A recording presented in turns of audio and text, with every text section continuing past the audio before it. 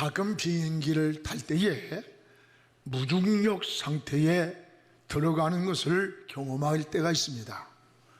비행기가 순간 뚝 떨어지는 그런 순간에 굉장히 아수라장이 됩니다. 한 번은 기후변화로 비행기가 흔들리면서 떨어지는 순간에 사람들은 비명을 지르면서 막 아수라장이 되었습니다. 근데 그 앞자리에 어린아이가 타고 있었습니다. 근데 이 어린아이는 비행기가 막 흔들리는 그 속에서 깔깔거리고 웃으면서 즐기는 거예요. 안정된 후에 물었습니다. 너 비행기가 떨어지고 흔들리고 그럴 때 무섭지 않았느냐? 라고 물으니까 이 아이가 아니요, 하나도 무섭지 않았습니다. 이 비행기를 조종하는 조종사가 우리 아버지예요. 우리 아버지는 절대로 사고를 내질 않아요.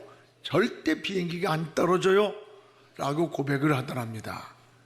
그렇습니다. 바로 이겁니다. 아버지에 대한 절대 신뢰, 아버지에 대한 절대 그 신뢰가 바로 믿음이에요. 비행기가 흔들리고 아수라장이 될지라도 그 시간에 즐기며 평안을 누릴 수 있었던 것은 자기 아버지에 대한 신뢰입니다. 여러분, 믿음이 뭡니까? 우리의 믿음이 뭐예요? 하나님에 대한 신뢰가 믿음입니다. 모진 문제, 모진 돌풍이 인생 앞에 불어올지라도 그 안에서 평안을 누리고 안식을 얻고 그 안에서 승리할 수 있는 마음의 삶은 바로 하나님에 대한 신뢰예요. 하나님께 맡기는 믿음 때문에 그러는 거예요. 여러분, 오늘이 성령 강림 주간입니다. 신앙생활이라는 것은 내 힘으로 하는 게 아니에요. 내 노력도 중요하고 결심과 다짐도 중요하지만 그거 가지고는 안 돼요. 위로부터, 하늘로부터 내려주는 새 힘, 새 영, 새 은혜로 우리가 승리할 수 있는 게 바로 신앙입니다. 그래서 이사야 40장 30절에서 31절 우리 같이 한번 읽어봅시다. 소년이라도 피곤하며 곤기하며 장정이라도 넘어지고 자빠지되 오직 여호와를 앙망하는 자는 새 힘을 얻으리니 독수리가 날개치며 올라감 같을 것이요 다른 박질을 하여도 곤비하지 아니하겠고 걸어가도 피곤치 아니하리라. 이 세상에 문제가 많고 풍랑이 일어나고 돌풍이 일어나는 이 세상에서 소년도 피곤하고 장정도 지쳐 넘어질지라도 오직 하나님을 바라보고 하나님을 의지하고 하나님께로 향하는 자는 위로부터 새 힘을 얻으니 독수리가 날개를 치며 창공을 나를 것처럼 힘을 얻고 넘어지지 않는다는 거예요. 이 새 힘, 이 새 영, 이게 바로 성령의 은혜인 것입니다. 여러분, 주님은 이런 성령의 능력이 우리에게 임하는 시간까지 예루살렘을 떠나지 말아라. 그리고 아버지께서 하신 아버지의 약속을 기다리라고 하셨습니다. 그러면 오늘 아버지의 약속이라는 게 뭘까요? 바로 성령을 보내주시겠다고 하는 약속입니다. 그러면 성령이 너에게 임하면 너희가 권능을 받는다. 그리고 나의 증인이 될 것이다 라고 했어요. 증인이 뭐예요? 증인은 현장의 목격자를 증인이라래요. 여러분, 법정에서 증인이 얼마나 중요한 줄 알아요? 증인이 가장 중요한 거예요. 제가 아는 분은 이 증인을 잘못 세워가지고 억울한 누명을 쓰고 오히려 유죄 판결을 받았어요. 상대방의 회유와 협박을 이기지 못하고 고금의 돈을 가지고 회유를 했어요. 결국 이 증인이 거짓 증언을 법원에서 한 거예요. 그래서 재판에서 지게 되었고 오히려 죄인이 되었어요. 그래서 성경에서 증인을 마르테스라고 합니다. 이 말은 순교자라는 의미가 있어요. 목격한 것을 말할 수 있다고 하는 것은 증인이 되려면 협박도 두려워하지 않고 위협도 각오하고 죽을 각오해야 증인이 될 수 있다는 거예요. 그래서 마르투스라는 말은 순교자라는 의미가 있어요. 오늘 여러분, 우리가 살아가는 동안에 제자들에게 부여한 최고의 사명이 무엇일까? 그 사명은 예수님의 증인이 되는 거예요. 환난과 핍박과 죽음이 우리 앞에 올지라도 예수의 십자가의 죽음 그리고 부활에 대해서 우리는 목격자다, 우리 증인이다라고 말할 수 있는 증인이 되기를 원하는 거예요. 이 성도의 사명은 바로 이 성령의 능력을 받아서 예수님의 증인 되는 게 사명이에요. 성령의 역사가 증인이 되는 이 변화에서 전환점이 오는 거예요. 여러분, 성령의 은혜를 체험한 제자들의 모습을 보세요. 자기를 자랑하던 사람이 주님을 자랑합니다. 모든 소유가 내 것인 줄 알았는데 주님의 것이라고 고백합니다. 내가 주인인 줄 알았는데 여러분, 나의 주인이 하나님이라고 고백하는 거예요.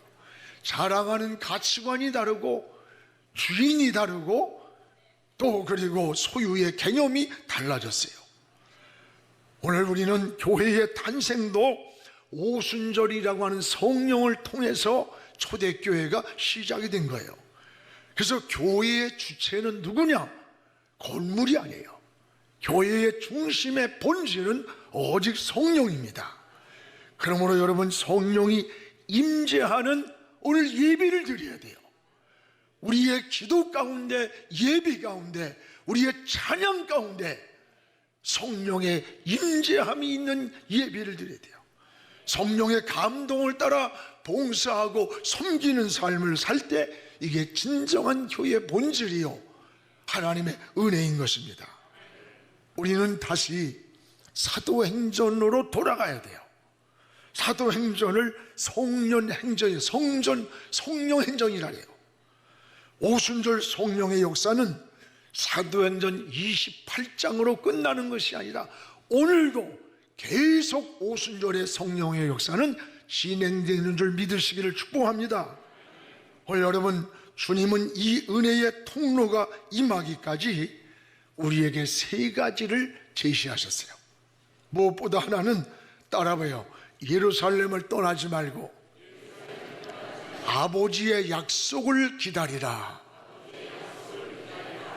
여기에 4절을 우리 같이 한번 읽어보겠습니다. 사도와 같이 모이사 그들에게 분부하여 이르시되 예루살렘을 떠나지 말고 내게서 들은 바 아버지께서 약속하신 곳 이것을 기다리라.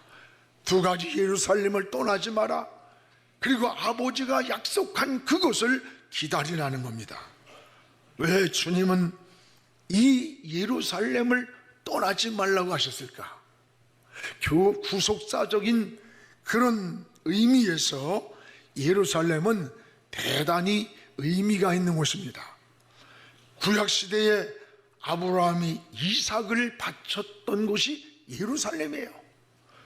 그리고 여러분, 솔로몬의 성전을 지었던 곳이 바로 이 예루살렘이에요. 또 여러분, 신약시대에는 예수님이 십자가를 지시고 인류의 구원을 완성한 곳이 예루살렘이에요. 그러나 당시 이 예루살렘은 제자들에게 있어서는 머물고 싶지 않은 곳, 상처받은 곳, 실패하고 도망갔던 곳이에요. 그리고 지금도 예수님을 십자가에 못 박은 무리들이 언제 찾아와서 자기들을 잡아갈지 모르는 불안한 곳이에요. 오늘 제자들은 이 예루살렘을 떠나서 옛날에 살던 갈릴리로 도망가고 싶었던 거예요. 그런데 주님이 나타나서 뭐라고 해요? 너희는 이 예루살렘을 떠나지 말아라. 그리고 아버지가 한 그 약속을 기다려라. 왜 주님은 예루살렘을 떠나지 말라고 하셨을까요? 따라합시다. 문제를 피하지 말고 다시 회복을 기다리라. 여러분, 신앙은 문제를 피하는 게 답이 아니에요. 하나님의 약속을 믿고 회복할 때까지 기다리라는 거예요. 그런데 우리는 포기하는 경우가 참 많습니다. 주님은 실패의 자리, 때로는 절망과 낙심의 자리, 때로는 상처받은 예루살렘을 떠나지 말고 다시 일어나 회복하기를 원하셨습니다. 사랑하는 여러분, 여러분은 지금 낙심의 자리에 있는 그런 분이 여기 있을 것입니다. 몹시 절망의 자리에 있는 분도 이 자리에 있을 거예요. 실패하고 병들고 또는 미래의 희망이 보이지 않는 지쳐있는 분도 있을 것입니다. 그러나 그 자리가 포기의 자리가 아니라는 걸 알아야 돼요. 절망과 좌절과 미래가 보이지 않는 그 자리라고 그 자리를 포기하는 자리가 아니라 주님의 약속을 붙잡고 일어나라는 거예요. 회복하려는 거예요. 이게 신앙의 자리가 되기를 주의 이름으로 축원합니다. 그러면 주님이 약속하신 것이 뭘까? 오늘 예루살렘을 떠나지 말고 주님이 약속한 것을 기다리라고 한 이 약속이 뭘까? 오늘 5절에 나와 있습니다. 우리 같이 읽어보겠습니다. 요한은 물로 세례를 베풀었으나 너희는 몇 날이 못되어 성령으로 세례를 받으리라. 성령으로 세례를 받으리라. 오순절에 이 말 성령이에요.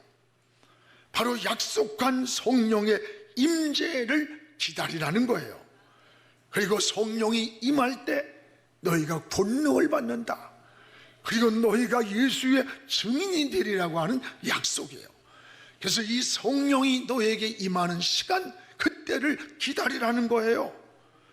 사랑하는 여러분, 오늘 우리의 신앙도 이 성령의 역사를 기다리는 거예요. 성령은 우리의 안내자입니다. 우리의 인도자입니다. 보호자입니다. 세상을 이기는 힘이고 능력입니다. 그러므로 우리는 성령과 동행을 해야 돼요. 성령의 인도를 받아야 돼요. 인생의 진로를 성령께 물어야 되는 겁니다. 저 스코틀랜드의 유명한 설교학의 대가였던 알프루스 목사님이 쓴 글을 봤어요. 예배 시간이 되었는데도 목사님이 나오질 않는 거야. 그래서 다급해가지고 비서 목사님이 그곳에 가서 이렇게 들어보니까 누군가 대화를 진지하게 하고 있는 거예요. 근데 예배 시간이 다 된 거야. 그래서 어쩔 수 없이 문을 살짝 열었더니 아무도 없는 서재에서 하나님을 향해서 성령님 도와주세요. 성령님, 설교 준비는 제가 했지만 성령님이 강단에 저와 함께 동행하지 않으면, 함께하지 않으면 나는 아무것도 할 수 없습니다. 성령님이 나와 동행해달라고 성령식에 매달리고 성령님을 의지하고 성령의 도움을 간절히 구하고 있더랍니다. 그렇습니다. 저는 이 글을 읽다가 우리가 이런 마음으로 내가 말씀을 전할 수 있다면, 이런 마음으로 우리가 찬양을 드릴 수 있다면, 이런 마음으로 예배를 드리고 기도할 수 있다면 하나님의 놀라운 은혜를 왜 경험하지 못할까? 오늘 우리는 성령의 임재함, 성령의 동행, 성령의 도우심을 간구하는 이런 신앙 되기를 주의 이름으로 축원합니다. 또한 우리의 이 기다림은 어떤 기다림이냐? 따라합시다. 역사의 시간표. 이 역사의 시간표가 하나님께 있음을 믿고 기다려야 되는 거예요. 오늘 우리 7절을 같이 읽겠습니다. 이르시되 때와 시기는 아버지께서 자기의 권한에 두셨으니 너희가 알 바 아니다. 제자들이 예루살렘을 떠나지 말고 아버지가 약속한 것을 기다리라고 하니까 물어요. 예수님, 그 때와 그 시기가 언제입니까? 알려달라고 했어요. 그러니까 주님 하신 말씀이 그 때와 시기는 아버지께서 자기의 권한, 하나님의 주권에 있다는 거예요. 그 때와 시간을 믿고 기다리라는 거예요. 그렇습니다. 하나님 손에 이 역사의 때와 시간이 있다는 것을 우리는 믿어야 돼요. 하나님은 우리의 개인을 섭리하십니다. 국가를 섭리하십니다. 그리고 이 역사를 섭리하시는 거예요. 그러므로 하나님의 때를 우리는 기다리는 거예요. 어떻게? 인내하고 믿고 기다리는 거예요.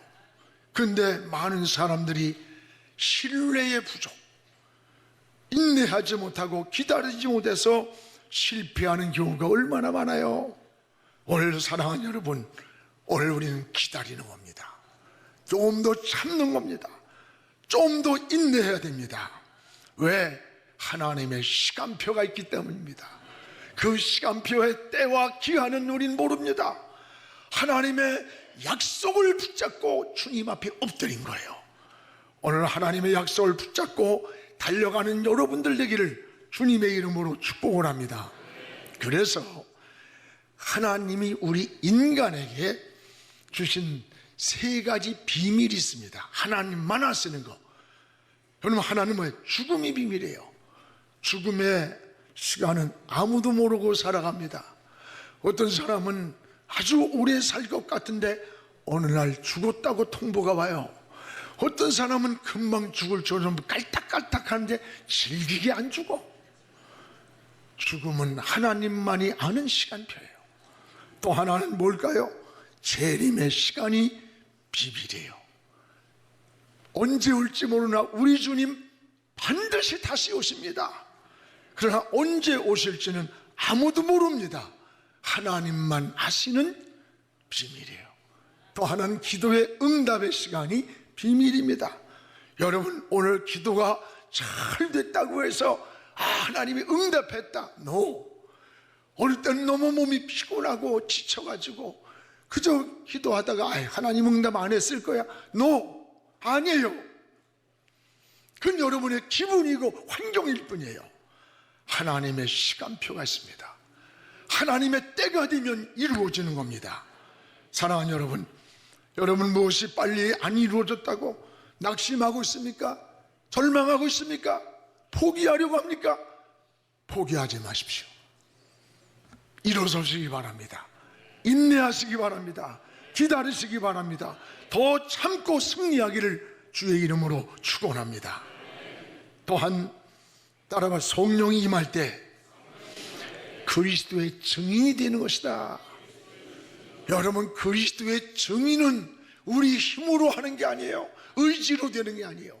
성령이 우리 안에 임할 때 우리는 그리스도의 증인이 되는 거예요. 오늘 8절을 우리 같이 읽어보겠습니다. 어제 성령이 너에게 임하시면 너희가 권능을 받고 예루살렘과 온 유대와 사마리아 땅끝까지 이르러 내 증인이 되리라. 내 증인이 되리라. 성령이 임할 때 우리에겐 권능이 오고 그 권능을 가지고 예수의 증인이 된다는 거예요. 그렇습니다. 성령을 통해 권능이 임할 때 증인이 되는 거예요. 권능이란 말은 막 폭발적인 힘을 말해요. 하나님의 능력이 사람을 통해 나타나는 것을 권능이라고 그래요. 성경에는 이 성령의 권능을 통해 나타나는 역사들이 많이 나와요. 여러분, 성령이 임할 때 귀신이 떠나가요. 병마가 떠나가는 거예요. 나약하고 약하던 사람이 막 강하고 담대하고 죽음도 두려워하진 않아요. 세상과 죄와 싸워서 승리자가 되는 거예요. 이게 우리 힘이 아니에요. 성령의 권능이 우리에게 임할 때 하나님이 주시는 놀라운 폭발적인 은혜의 역사인 것입니다. 사랑하는 여러분, 신앙은 우리 힘으로 안 돼요. 노력으로 안 돼요. 직분이 오래됐다고 신앙 연조가 깊다고 되는 게 아니에요. 그래서 스가랴 4장 6절에 보면 힘으로도 안 되고 능으로도 안 되나 나의 영으로 되느니라. 나의 영으로. 이제 나의 영이란 말은 루아흐란 말이에요. 히브리어로. 하나님의 영, 즉 성령으로 경제적인 힘, 지식의 힘, 내게 가진 경험의 힘으로도 안 되지만 그 능력으로도 안 되지만 하나님의 영으로 된다는 거예요. 그렇습니다. 오늘도 여러분 성령의 능력을 의지합시다. 성령의 인도를 받읍시다. 성령께 여러분의 인생의 길을 물으시기를 주님의 이름으로 축원합니다. 성도의 사명은 이 성령의 권능을 받고 따라합시다. 예수의 증인 되는 것이다. 성도의 사명이 뭐예요? 이 성령의 권능을 입을 때 예수의 증인으로 살아가는 거예요. 초대교회 성도들은 집을 뺏겼습니다. 예수 믿는 것 때문에 직장을 빼앗겼어요. 순교를 당하면서도 우리는 예수님의 십자가와 부활의 증인이라고 고백을 했어요. 목격자라고 말했어요. 저는 며칠 전 그 하와이 광야교회, 워낙 광야교회가 아니에요. 베다니 감리교 인쇄 광야로 나와서 이름을 광야라고 쳤어요. 동성애호 반대를 하면서 교회를 빼앗긴 이 한명덕 목사의 기사를 접하고 마음속에 누가 뭐라지 않아도 왜 이렇게 거룩한 부담감이 오는지 한 주간 동안을 내내 기도하면서 하나님 앞에 보냈어요. 하와이에서 목회를 잘하고 계시는 우리 한명덕 목사님이세요. 실력도 있습니다. 그런데 교단이 동성애를 옹호하는 정책을 펼치는 거예요. 그뿐 아니라 그 지도자가 된 감독이 바로 동성애자야. 그리고 11명의 감독들이 동성애를 지지하는 거예요. 동성애자들을 성직자로 목사로 안수해요. 임직을 하는 거예요. 이 정책을 반대했습니다. 그 일로 인해서 교회를 뺏겼어요. 쇠사슬로 교회 문을 잠궈버렸어요. 4년만 있으면 61세인데 평생 연금을 미국의 중산층 수준에 받을 수 있는 이 연금을 박탈시키고 의료보험을 박탈시켰어요. 교회를 빼앗기고 성도들을 데리고 공원에 나와서 예배를 드리는데 그 예배에 집기를 실어 나르는 자동차, 트럭, 밴을 그것마저 뺏어갔어요. 마이크를 다 뺏어가고 예배를 촬영하는 카메라까지 다 뺏어갔다는 거예요. 여기를 취재하러 갔던 기자가 너무 안타까워가지고 눈물을 흘리면서 자기가 취재하러 가져갔던 그 카메라를 그 교회에다가 주고 왔다고 하면서 울먹이는 거예요. 근데도 성도들은 주일날 집에서 점심을 싸가지고 와서 거기서 해결하면서도 기쁘게 예배드리고 기도하고 찬양하고 하나님 앞에 성경 공부를 하는 거예요. 그래서 그들의 고백이 우리는 성경을 지키기 위해 나왔고 우리는 후회하지 않습니다. 성경을 지키기 위해 나왔고 우리는 후회하지 않는다는 고백이에요.